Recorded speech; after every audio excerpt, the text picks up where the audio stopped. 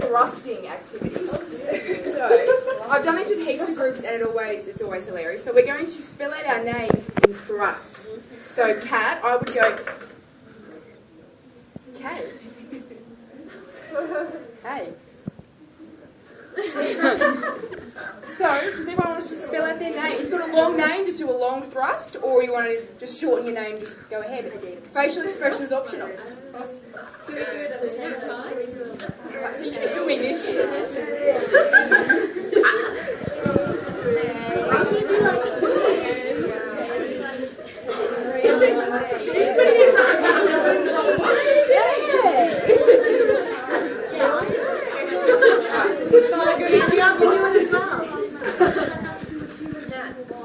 Good question, Margot. So you might be looking at my topic and thinking, what on earth does this have to do with public health? So to answer that, I'm going to ask you guys some questions. So who has a pet? Yeah, cool. So who has spoken to an animal like it's a baby human? And who has had like an interaction with an animal where you feel happy, you feel loved, you feel content after having that interaction? Okay, so if those questions don't already answer it, I'm going to ask you, how many uses do you think, have a look at this little baby piglet here, how many uses do you think you could take from a pig? How many uses is there for a pig?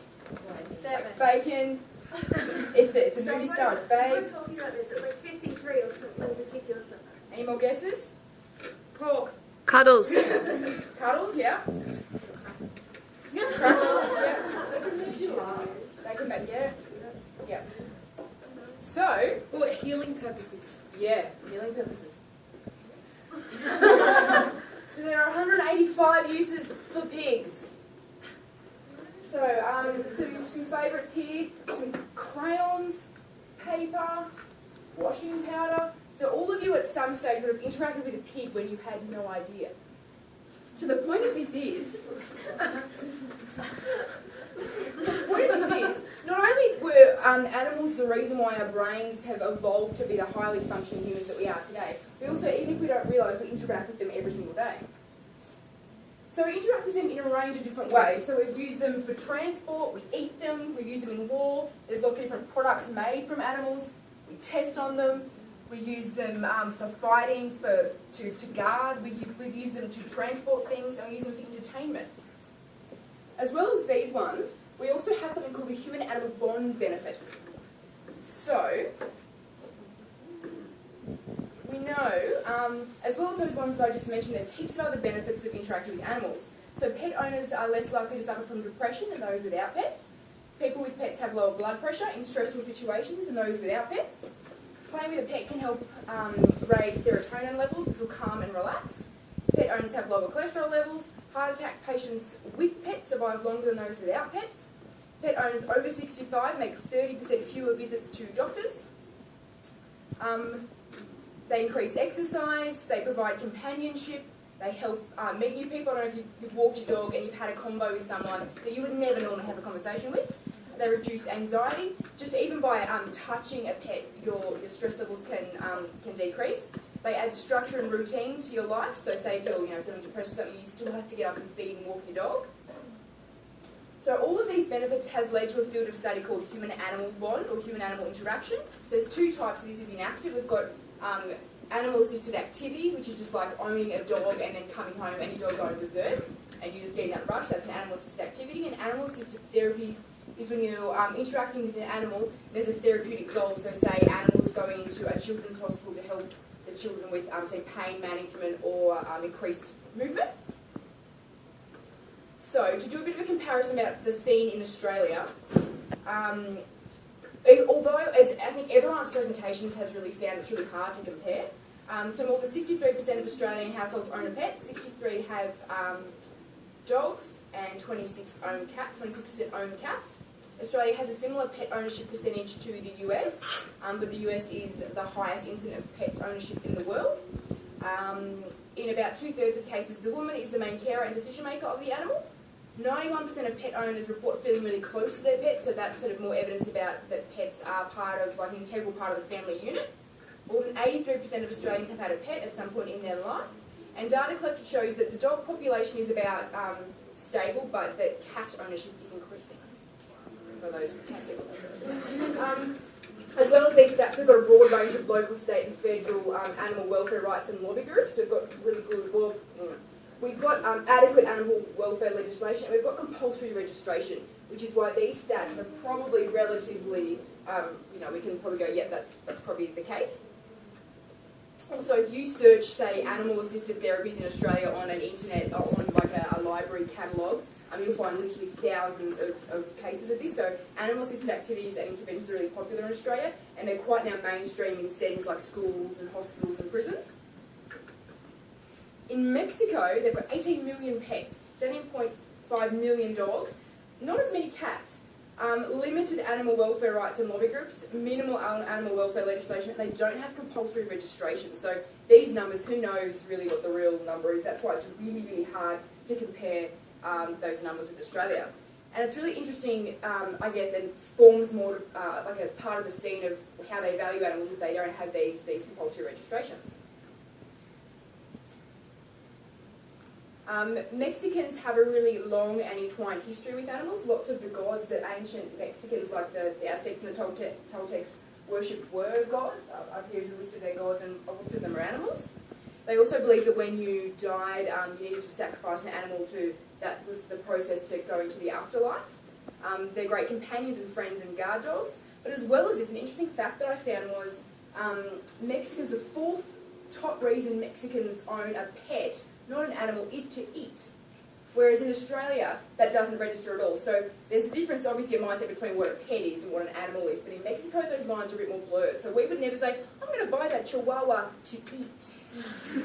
But in Mexico, they buy pigs to eat, not dogs. Clarification. And when I spoke to the site visits that we went to the hospitals, I said, do you have any animal-assisted therapies? And no one, they didn't know of anything like that happening in Mexico, but they were really keen to learn some more. But when I Googled animal-assisted therapies in Mexico, I found dolphin-assisted therapy. But lots of the dolphin-assisted therapy, so it's on the coast of Mexico, and it's really expensive. It's all privately owned. It's about, say, US $750 a session. So if you're average Mexican, probably not really affordable. So I was thinking, oh yeah, it's probably not a great option. But then I Googled something, and it came up all these results for hippotherapy. So I was like, I'm moving to Mexico. I'm becoming a hippotherapist. Oh yeah, but hippo actually is from the Latin word horse, so it's equine-assisted therapy. So, lots of different equine-assisted therapy in Mexico. They've been doing it since about the 1960s. A really awesome program that I found was the Mexico City's Ministry of Public Security run a free equine-assisted therapy program and has helped about, I think it was 388, they've had about 388,000 sessions. So they work with people with a whole range of disabilities.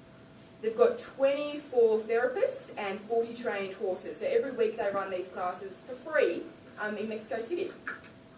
And also they've said it's been so successful that they're going to open another 2 centres in Mexico City. So I'm hoping it's not one of those, let's build 6 hospitals, but / not actually building them at all. So we'll see. But hopefully they've got lots of really great press on this one, so hopefully that will happen. In terms of what each country could learn from each other, I think we could learn heaps from the hippotherapy. Like, how rad would it be if our police people ran hippotherapy? Yeah, I think that'd be pretty cool. But maybe something that might work really well that we do quite well is we have lots of bring your dog to work type of initiatives. So they're super, they're free and they're really easy to implement. Something else that might work is animal-assisted therapies in hospitals. So lots of the hospitals we've gone to, they've been quite open to alternative therapies. So I think this would probably be something that that they would be open to. What is animal-assisted therapy? Yeah, so animal-assisted therapy is when you're having an interaction with an animal with a therapeutic goal. So I think the example I used was when dogs go into children's hospitals and work with a patient on, say, pain management, or so say they've got a problem with their arm, just patting them to increase movement. Okay. Yeah, so there's like hundreds of thousands of programs in Australia like that. Mm-hmm. Any questions? I just have a comment. I do know of one equine therapy for children with disabilities. It's in New South Wales. I'm not exactly sure where, but I saw a little bit of a doco because they were running out of money because they got the government funding got slapped. Yeah. Yeah, we do quite a lot of programs, but I didn't know, I didn't, there's no government run one, so pretty cool. Mexico has a government run one. They're all like volunteer based. Yeah, and all the horse therapy ones are all volunteer based, so really accessible.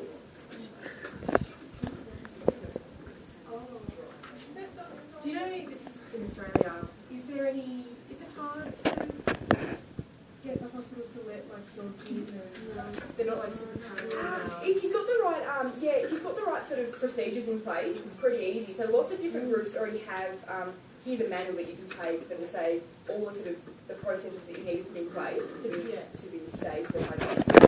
Yeah. The nursing home that I did my placement at, they had actually resident cats in the nursing home, and all the elderly just loved them. Like they take them on the little wheelie and move them around, and their cats are really passive. And in oncology, they had one day a week for the little dogs in. Yeah. They would like just pain management. Yeah. Like, just even Googling the pictures and listening to the stories of these people, I was crying. Like, these, you know, it's just beyond anything what human-animal interactions can give people. You've got to get the right breed, though, of dog. Like, not shedding. Like, I tried to take my dog in to the hospital and she sheds too much. Yeah. And, like, you've got to be a really placid breed, so...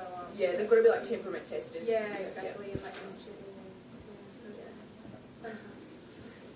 Do they have guide dogs here? They do? They do, yeah, they have guide dogs here. Yeah. I haven't seen any, but when I Googled it, I found